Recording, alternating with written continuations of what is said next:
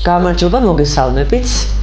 დღეს კვირა დღეა და რა თქმა უნდა ტრადიციულად ჩემი საავტორო გადაცემა გახლავთ ეთერში სტუმრად მაკა ბრეგაძესთან, რომელიც ყოველ კვირას საღამოს 8 საათზე გადის.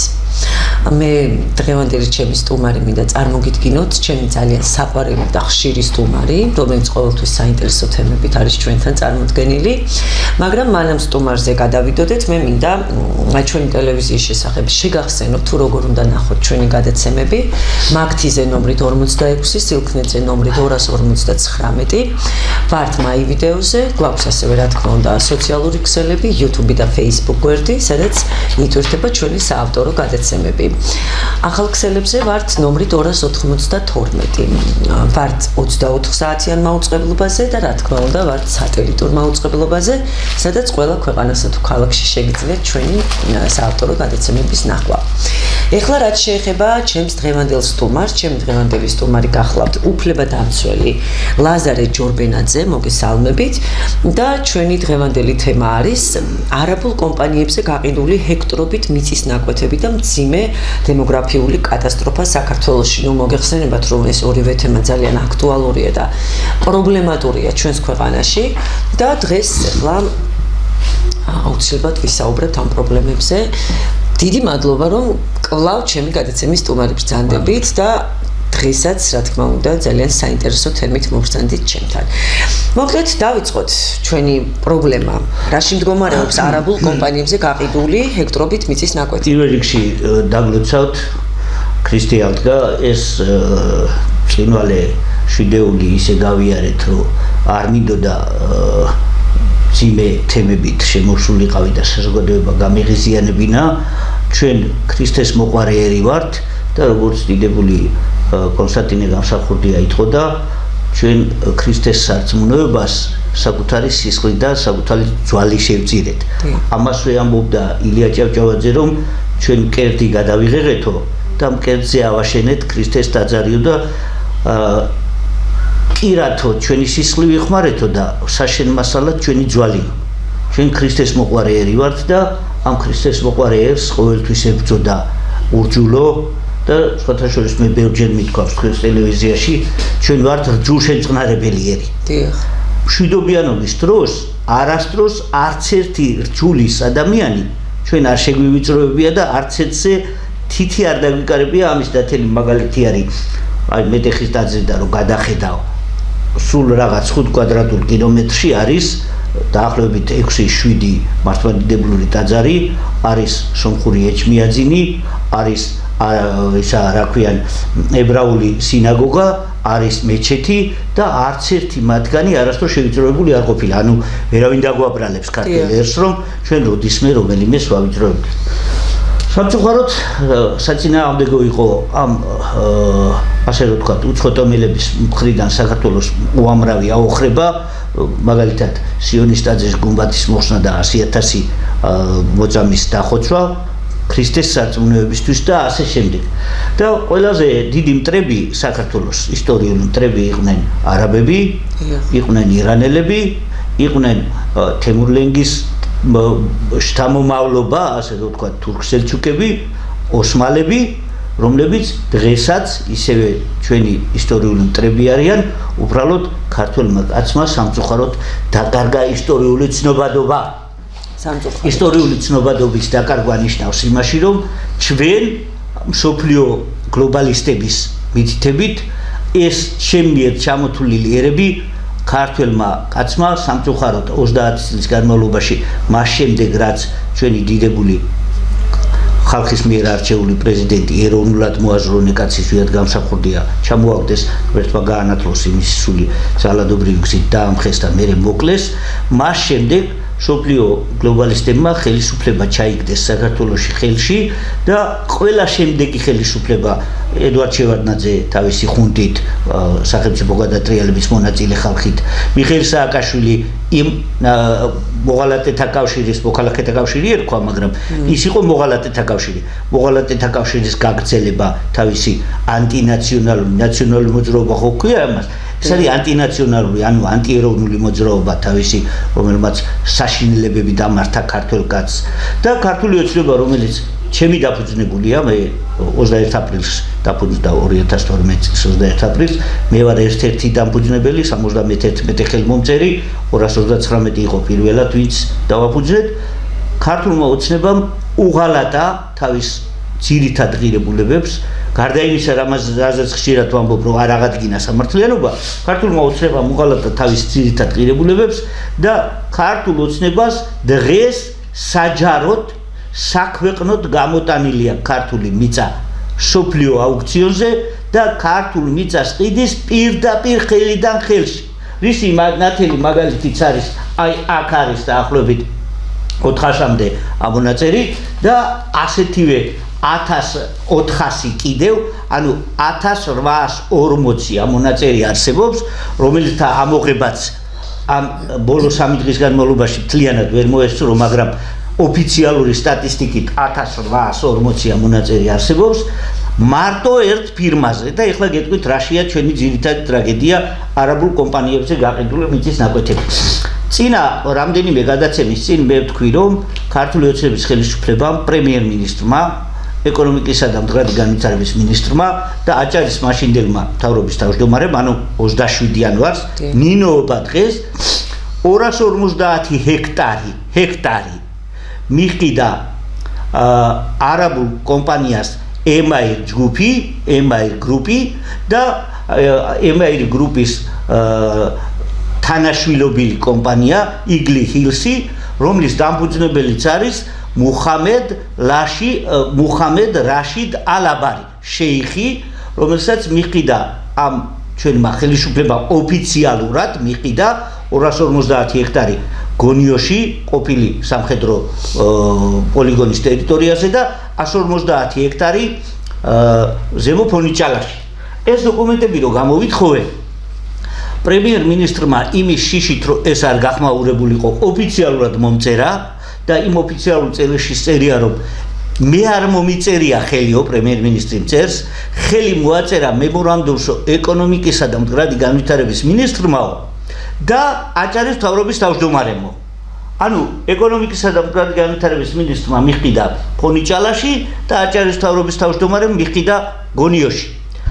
თორნიკე რიჟვაძე აი ამოჩნდა რომ ეს ტენდენცია რომ ჩვენი ქვეყნის ტერიტორიებს ასე საჯაროდ ყიდიან არის მასიური. მასობრივად ხდება და მე აღნიშნე რომ ეს კაცი მუჰამედ ალი რაშიდ ალაბარი გამოვიდა ტელევიზიით ოფიციალურად კურიერში იყო ეს და თქვა რომ ბათუმი არის მარგალიტიო და მეო 100 მილიარდი მაქვს კიდევ კაპიტალი და ამასაც დავხარჯავ თუ საქართველოს ხელისუფლება მომყიდისო. ანუ ამ კაცმა განაცხადა რომ მომყიდეთ საქართველოს, მე მზად ვარ 100 მილიარდი გადავიხადო. ამან შემიქმნა ეჭვი, რომ საქართველოს ხელისუფლება ინვესტიციის მომიზეზებით, საჯაროდ აღნიშნავ, მიწის გაყიდვა არ არის ინვესტიცია.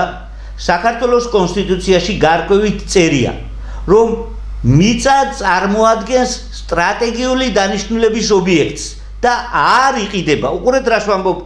საქართველოს კონსტიტუციაში წერია, კონსტიტუცია ადგენს, რომ მიწა წარმოადგენს სტრატეგიული დანიშნულების ობიექტს და არ იყიდება. თუ მიწა სტრატეგიული დანიშნულების ობიექტი და არ იყიდება, აი ეს სადღაც 470 ამონაწერი და კიდევ ამის გარდა 1400-ზე მეტი ამონაწერი მარტო ერთი კომპანიის სახელზე და ფიზიკური პირების სახელზე, ახლა კანონს განმართავ.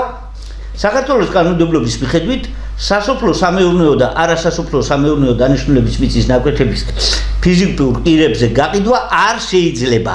ანუ გაფორმება არ შეიძლება. ახლა მე მოგცემთ რამდენიმე აგერ 470 ამონაწერიდან გაჩვენებთ ფაქტიურ გარემოებებს, რომ იურიდიული კომპანიები საქართველოს მოქალაქეების და სქემა გაიშიფრა. საქართველოს მოქალაქეების დახმარებით იურიდიული კომპანიები საქართველოს მოქალაქეების მეშვეობით ყიდულობენ მიწის ნაკვეთებს, მერე აერთიანებენ და მერე ყიდიან ფიზიკურ პირებზე, ოღონდ უცხოელებზე.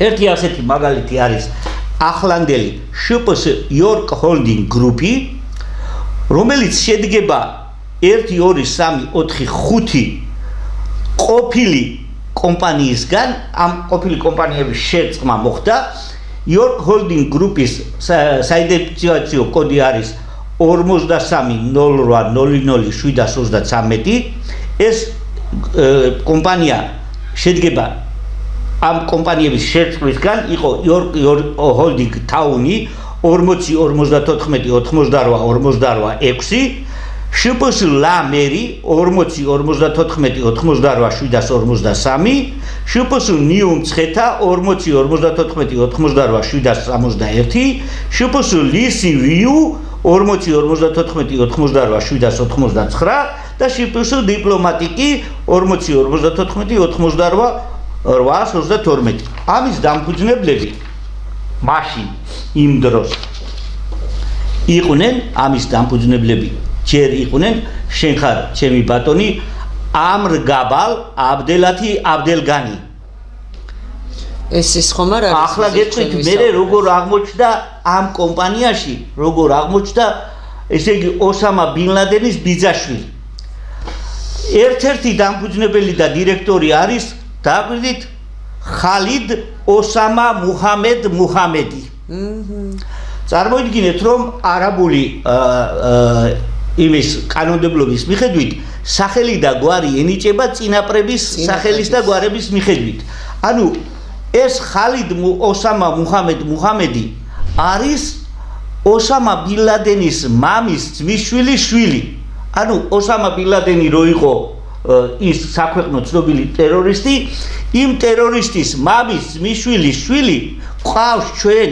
აქ საქართველოში როგორც ერთ-ერთი მილიარდერი და ქართული მიწების პატრონი ოფიციალურად ოსამა ბინ ლადენის ბიძაშვილი თან დირექტორია და თან არის ამ ხელა ქონების პატრონი და ვინ გააკეთა ეს გააკეთა საქართველოს ახლანდელმა ხელისუფლებამ და რატომ აი ამ მონაწერების მიხედვით დარწმუნდებით რომ ეს ყველაფერი გაყიდულია აგერ ახლა და აგერ ეხლავე გაჩვენებთ რომ ახლა არის გაყიდული დავიწყებ ნუ კარგი იქნება თუ დროს შემახსენებენ შემდეგ ხო აი მაგალითად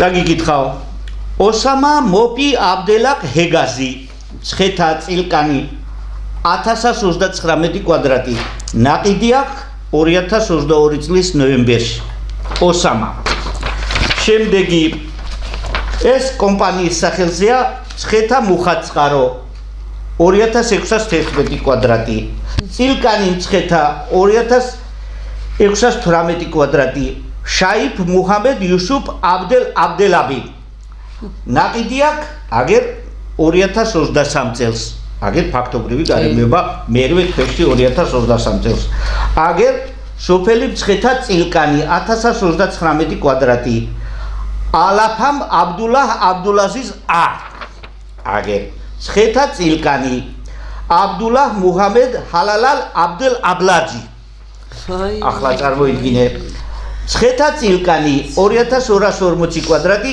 ამენ ვალიფ საიდ იბრაჰიმი York Holding Group-ი მუხაწყაროში 2611 კვადრატი York Holding Group-ი მუხაწყარო 2640 კვადრატი წილკანი 1085 კვადრატი York Holding Group-ი წილკანი 1000 კვადრატი York Holding Group-ი ახლა რატო ვასახელებ ის რიცი გაყიდვაც ჯერ ამ York Holding Group-მა ვერ მოასწრო თავის სახელზე აქვს მაგრამ რაც გაყიდა აგერ მაგალითად წილკანში 1000 კვადრატი აქვს ფატმა აბდელაზიზ ჰამდი აბდელატიფ ენჰალიფი ხალია ეს გამაგებინოს ვინმე ეს თუ გვინდოდა ეს ხალხი დაგვესახლებინა წლების განმავლობაში ესენი თოფითი არაღით ხმლით მოდიოდნენ აგერ წილკანი 1000 კვადრატი York Holding Group-ი აგერ წილკანი 1000 კვადრატი ისევ York Holding Group-ი ახლა მე თქვენ ამბებს გაჩვენებთ მაგალითად ცხეთა წილკანი ბოლადალინ ჰუსეინ ობაიდ 1080 კვადრატი წილკანში ჰიქმეთ ალბექი წილკანში 964 კვადრატი თბილისში აგერ თამარ მეფის გაგზირზე შენ ხარ ჩემი ბატონი სერიოზულად წამოჭემული სამშენებლო ფართი აგერ მუხაწყაროში 300 კვადრატი აგერ წილკანში 1183 კვადრატი აბდულაჰ ალ-აზიზი ალ-ნეზი. გავაგრძელოთ შენ ხარ ჩემი ბატონი, რასაც მოვასწრებ და საერთო ჯამში 15 წუთი საერთო ჯამში გითხრათ რომ ამან შეადგინა 1840 მიწის ნაკვეთი და ქონება, მაგალითად მუხაწყარო 305 კვადრატი აბდულა მუჰამედ ალ-აბური, აგერ ალფარი ფარედ მუჰაიდი აგერ მუხაწყაროში, აგერ ჰოლდინგ ჯგუფი წილკანში 964 კვადრატი, აგერ ჰანი ჰაშმი მუჰამედ აბუდ აზიზი ცხეთა წილკანი 1097 კვადრატი, ჰამიდ ელ ჰაჯარი წილკანი 1000 კვადრატი, ალსაჯარ ფაჰედ იბრაჰიმი 964 კვადრატი, იორკ ჰოლდინგ გრუპი წილკანი კიდევ აბდულა ჰემ მუჰამედი შაფათა, აგერ შენ ხარ ჩემი ბატონი, აგერ წილკანი 2058 კვადრატი ოსამა აბდულალემ აბდულაჰმედ მუჰამედი, აგერ კიდევ აბდულა მუჰამედ ჰალალ აბდულაჯარი 316 კვადრატი მუხაწყაროში, იორკ ჰოლდინგ ჯგუფი კიდევ ცხეთაში წილკანში, წეროვანში 2500 კვადრატი ჰამედ ჯასარი ალ-კუარი, აგერ დიღომში ვეფხისტყაოსნის ქუჩაზე დიდი სამშენებლო ფართი 5100 კვადრატი, ზაჰრა მუჰამედ აჰმედი დიღომში, აგერ შენ ხარ ჩემი ბატონი კიდევ ნურა მუჰამედ ალი ხანი. ეს არის ეხლა გავაგრძელოთ რასაც მოვასწრებ გეტყვით და მე გეტყვით რაში არის ძირითადი პრობლემა. ნუ ფაქტიურად ჩვენი მამა პაპა და წინაპრები რაზეც იბრძოდნენ ჩვენი მიწების გამო აგერ ბათუმში შავი ზღვის პირზე დიდი სამშენებლო პარკი. ეხლა აქვთ გაყიდული აგერ ერთი ყველაზე გასაკვირი და საინტერესო ფაქტი რა კატასტროფული მაჩვენებელი. ესე იგი გეტყვით რომ პირდაპირ ამ სიტყვის პირდაპირ მნიშვნელობით ოფიციალურად პირდაპირ მნიშვნელობით ბაზალეთის ტბის მიმდებარედ, ბაზალეთის ტბასთან ახლოს პირდაპირ მიმდებარედ, ბაზალეთის ტბის მიმდებარედ დაახლოებით 3 კილომეტრში რადიოსადგურის დასახლება ქვია. მე დუშეთში ვიყავი ქართულ ჯარში და კარგად ვიცნობ დუშეთს. რადიოსადგურის დასახლებაში 755 მიწის ნაკვეთი აქვთ ნაყიდი ამ იორკ ჰოლდინგ ჯგუფის მეშვეობით არაბებს. 755 მიწა არის ბაზალეთის ტბის მიმდებარედ რადიოსადგურის დასახლებაში.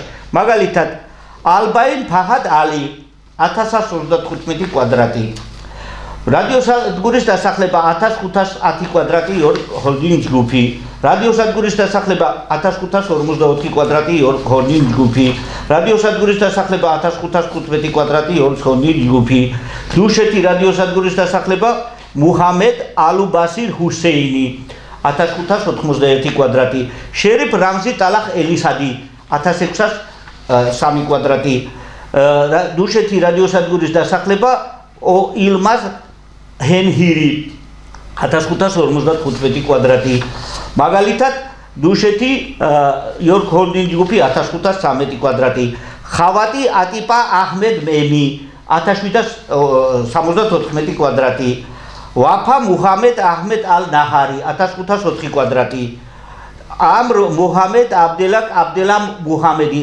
1902 კვადრატი, შეხარ ჩემი ბატონი იორკ ჰოლდინგ ჯგუფი 1300 კვადრატი, იორკ ჰოლდინგ ჯგუფი 1500 კვადრატი, იორკ ჰოლდინგ ჯგუფი 1500 კვადრატი და ეს ყველაფერი ესე თანდათან რატო გისახელებთ? ესე იგი, აი აქ რაც არის ეს დაახლოებით 470 მიწის ნაკვეთი და ქონება და ამას ყველას ჩამოთვლას აზრი არ აქვს, იმიტომ რომ თვითონ თავარ გაცნობილი და გული კინა გამიჩერდა, იმიტომ რომ მე გული მაწუხებს და ამხელა სიბინძური სატანა არ შემიძლია.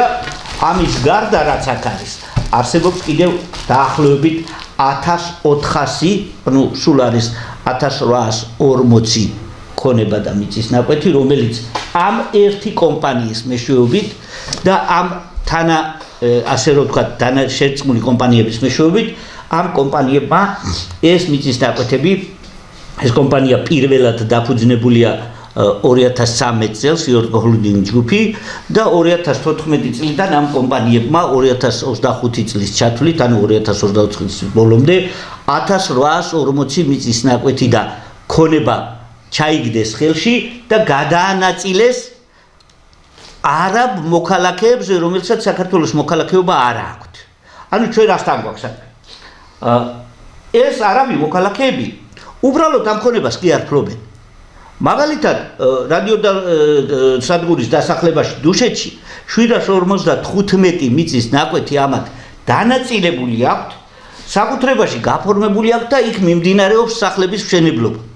ანუ საქართველოს დღევანდელმა ხელისუფლებამ ოფიციალურად რაღაცნაირად გასცა ამის თანხმობა, რომ ხო აუხსენით წეგან, რომ საქართველოს კანონმდებლობის მიხედვით, აი მაგალითად ეს მიწის ნაკვეთი არის სასოფლო-სამეურნეო. სასოფლო-სამეურნეო მიწის ნაკვეთზე საკუთრების უფლება არ შეიძლება. აი ყურეთ, ეს მიწის ნაკვეთი არის სასოფლო-სამეურნეო დუშეთში. ეს არის არასასოფლო-სამეურნეო. სასოფლო-სამეურნეო და არასასოფლო-სამეურნეო დანიშნულების მიწის ნაკვეთებზე საქართველოს კანონმდებლობის მიხედვით საკუთრების უფლების გაფორმება უცხო ქვეყნის მოქალაქეზე არ შეიძლება. შენს ქვეყნის მოქალაქეს არ უფორმებ. ახლა და უცხო დავსვათ საკითხი. უნდა გაუფორმო. ახლა დავსვათ საკითხი. ჩვენი მეგობრები, რომლებიც ფლობენ მიწის ნაკვეთებს თბილისის შემოგარენში. ჩვენი მეგობრები, ჩვენი ოჯახის წევრები, რომლებსაც თბილისის მერია თავს იკლავს და საქართველოს მთავრობა თავს იკლავს და არ უფორმებს მიწის ნაკვეთებს. საქართველოს ხელისუფლებაა. აი ორ სუბიექტს მიმართავ აქედან. პირველი, ვისაც მიმართავ არის მისი უდიდებულესობა ქართველი ხალხი. მე თქვენი მონამორჩილი და მსახური. თქვენ იცით მე ვინ ვარ და ამ გადაცემებს იმისთვის კი არ ვაკეთებ, რომ მე პოპულარობა მინდა, ან რამეს ვეძებ, ან რაიმე მატერიალური სარგებელი მაქვს. ერთი კაპიკი არასდროს ამიღია ჩემი ქვეყნის მსახურებისთვის. ერთი კაპიკი. ვერავინ ვერ დამაბრალებს, რომ როდისმე ან ჩემი ქვეყნის მსახურებაში ფული ამიღია, ან როდისმე ეკლესიიდან წამომიღია ფული, პირიქით მთელი ცხოვრება იქით მიმაქვს ყველაფერი, რომ როგორმე ჩემ ერს ხელი შეუწყო. ამ ყველაფერს მე ჩემი შრომით, ჩემი ხარჯებით, ჩემი სურვილით ვაკეთებ, მხოლოდ ერთი მიზეზის გამო. მიმართავ ქართველ ხალხს, მისი უდიდებულესობა ქართველი ხალხი. ვინც საქართველოში ბრძანდებით, ყველა თქვენთაგანს მოგმართავთ. თქვენი ქვეყნის ტერიტორიაზე ჩამოვიდნენ და დასახლდნენ ეს უჯიშოები და კიდევ ამის მაგვარი ირანელები, არაბები, თურქები და სხვა, მაგალითად ინდოელები, პაკისტანელები და ასე შემდეგ. ისტორიული მტრები, რომლებმაც იყიდეს თქვენი ქვეყნის მარტო ამ ერთი ფირმის მაგალითზე, იმიტომ მოგიყვანეთ, რომ მარტო ამ ერთმა ფირმამ 1840 ქონება იყიდა და გადაყიდა უცხო ქვეყნის მოქალაქეებზე, ამ კონკრეტულ შემთხვევაში არაბებს. თუ ჩვენ ამას გადავხედავთ და წერანდელ ჩემ მიერ მოყვანილ ფაქტს დააკვირდებით, რომ საქართველოს ხელისუფლებამ ინვესტიციის მომიზეზებით 2025 წლის 27 იანვარს ნინოობა დღეს აჭარაში ჩემ ისტორიულ სამშობლოში, ჩემ კუთხეში 250 ჰექტარი მიყიდა შეიხ მუჰამედ ალი რაშიდ ალაბარას და 150 ჰექტარი მიყიდა ფონიჭალაში. ესე იგი გასაგებია, რომ ამ ყველაფერს ვიღაცა მახინაციებით კი არ ყიდის. ამას ყიდის ხელისუფლება. და მიმართავ ქართველ ხალხს. ჩვენ თქვენი უდიდებულესობა ქართველი ხალხი ხართ მოტყუებული. თქვენც და ჩვენც და რატომ? ხელისუფლება და ოპოზიცია დიდი ხანია თამაშობს კუკუმალობანას და სინამდვილეში ფარდის მიღმა ისინი ძალიან შვენივრად გრძნობენ ერთმანეთთან თავს. ეს არის კუკუმალობანა და ამ თამაშს ქვია ბრძოლა ხელისუფლებისთვის. სინამდვილეში ორივე მათგანი ოპოზიცია ვიცით რაც არის, არ შეიძლება ნაციონალური მოძრაობის ხელისუფლებაში მოშვება არასდროს, არ შეიძლება სატელიტი პარტიების ხელისუფლებაში მოშვება არასდროს, იმიტომ რომ ისინიც ნაციონალური მოძრაობა არიან, მაგრამ ახლანდელ ხელისუფლებას მიმართავ და ძირითადად ამ ხელისუფლების პატრონს თქვენ არ იფიქროთ რომ საქართველოს ხელისუფლების პატრონი ქართველი ხალხია? არა. არა. საქართველოს ხელისუფლების პატრონი არის ბატონი ბიძინა ივანიშვილი. მე ახლაც ვაფიქსირებ, მე პატივს ვცემ ბიძინა ივანიშვილს, ერთი მარტივი მიზეზის გამო, რომ ამ ერთმა კაცმა ბოლო 25-30 წლის განმავლობაში 560-ზე მეტი ეკლესია და მონასტერი ააშენა და გაარემონტა. მიმართავ ბიძინა ივანიშვილს, ბატონო ბიძინა, მე თქვენი ხელისუფლება რომ მომეყვანა ხელში, ტყვის წინ ვიდექი 2012 წელს. სიკვდილის საფრთხის წინაშე ვიდექი. და მოგმართავ თქვენი ხელისუფლება, ბატონო ბიძინა, საჯაროდ ყიდის ჩემი ქვეყნის ტერიტორიაზე ამ მიწის ნაკვეთებს და ქართველ ერს ტოვებს უცხო ქვეყნის მოქალაქეების მსახურად. გააჩერეთ ეს ყველაფერი, თორემ მე გეუბნებით, რომ მარტო უბრალო ხალხი კი არ დაიღუპება, თქვენი შთამომავლობა დაიღუპება. მიმართავ ბიძინა ივანიშვილს, თქვენი შთამომავლობა. ხელისუფლებაში ვიბრძანდებით ახლა ყველას მოგმართავთ. თქვენი შთამომავლობა დაიღუპება, იმიტომ რომ თქვენ ნუ იფიქრებთ, რომ ხელისუფლებაში ხართ. თანამდებობა და ფული გაქვთ და ამას შეინარჩუნებთ. არა გენაცვალე. ესენი ისეთი რჯულის და ისეთი ჯიშის ხალხი არიან, ვინც ამ მიწებს ყიდულობენ, რომ მათ სულ არ აინტერესებთ თქვენ ვინ ხართ. რა თქმა უნდა. არ აინტერესებთ თქვენი ცხოვრების წესი და არც გაახარებენ ქართველებს. არ აინტერესებთ. ისინი ჩვენი ისტორიული მტრები არიან და მათი ჩვენ მიწა-წყალზე დასახლება გამოიწვევს იმას, რომ უახლოეს 10 წელიწადში თუ დაგცალდათ მანამდე ხელისუფლებაში ყოფნა, უახლოეს 10 წელიწადში თქვენი შვილები, უშუალოდ თქვენი შვილები ამათი მოსამსახურეები გახდებიან და ამის ნათელ მაგალითს მოგიყვანთ ერთს. ჩემი თვალით რაც მაქვს ნანახი. დიახ. წეროვანის თავზე არის სოფელი გოროვანი. სულ 2 წუთში მოვჩები. წეროვანის თავზე არის სოფელი გოროვანი. გოროვანის სოფელ გოროვანში დგას დაახლოებით 36 ან 39 სახლი თავისი სასახლეებით, გალავნებით და როდესაც ვიკითხე რომ ესენი ვისი იყო და გამეხარდა რომ კარგი სახლები აუშენებიათ, მეთქი რა გიხარიაო მითხრეს ხეც. ესენი სულ არაბების არისო და აქო არაბებიო ისე ცხოვრობენო რომ ქართველები ყავთ დაქირავებული მოსამსახურეობათო და ქართველებს უხარიათ რომ არაბი ქირაობს და $800 აძლევს თვეში და ქართველები ემსახურებიან ამ არაბებს თვეში $800. ამ მდგომარეობაში ხართ უკვე და უფრო უარეს მდგომარეობაში ჩავარდებით, გააფრთხილებ ხელისუფლებამ, თუ ამას არ გააჩერებთ, დაახლოებით 10 წელიწადში ეს არის ყველაზე შორი ვარიანტი. ქვეყანა აღარ გექნებათ. ვისი ხელისუფლება უნდა იყოთ? ამათი?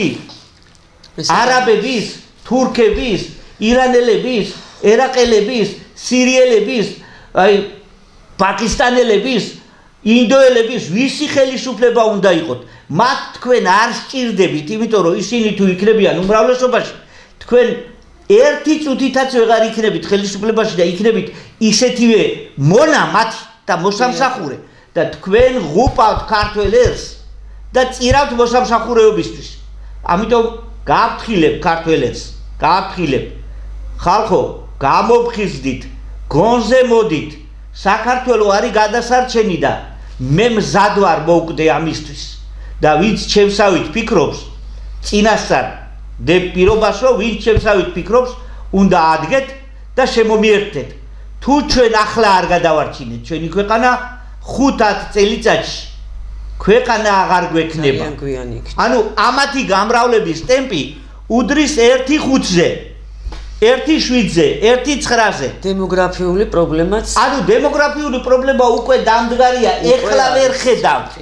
ეხლა ვერ ხედავთ, იმიტომ რომ ფიზიკურად ვიყავი და ვნახე დუშეთში ბაზალეთის ტბის მიმდებარედ 3 კილომეტრში არის 750 მიწის ნაკვეთი გაყიდული 750 მიწის ნაკვეთი გაყიდული არაბებზე და 750 სახლი გვექნება უახლოეს 1-2 წელიწადში.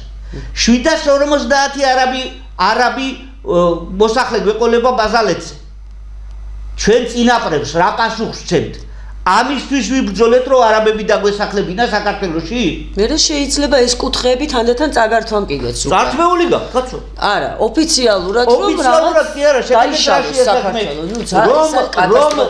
ის რომ დასახელდება საქართველოში და ის რომ ამას ოფიციალურად თავისია უკვე საკუთრებაში ააშენებს, ის რომ გამრავლდება, ის მერე იგივე უფლებებს გთხოვს შენ, რა უფლებებიც გაქვს ქართველს და დადგენილი პრაქტიკა არსებობს, რომელსაც ალტერნატივა არ გააჩნია, გახსოვდეთ, რომ ვისაც ეკუთვნის მიწა ვისაც ეკუთვნის, ქვეყანა იმის საკუთრება არის. ეს არის აქსიომა, რომელსაც ვერაფრით ვერ შეცვლით. აქსიომა, რომელსაც ვერაფრით ვერ გადააკეთებთ. დიახ. ვისაც ეკუთვნის მიწა, ქვეყანა იმის საკუთრება არის. ნუ ჩვენი დრო სამწუხაროდ ეს არის საშინელება და გავთხილებთ, რომ გონს მოდით, გონ. ყოველ შემთხვევაში ეს ის გადაცემაა, ნუ რა თქმა უნდა დროც ვერ ვიწყობს ახლა ამჟამად ხელს, მაგრამ ჩვენ აუცილებლად დაუბრუნდებით ამ თემას და კვლავ ვისაუბრებთ ამ პრობლემაზე.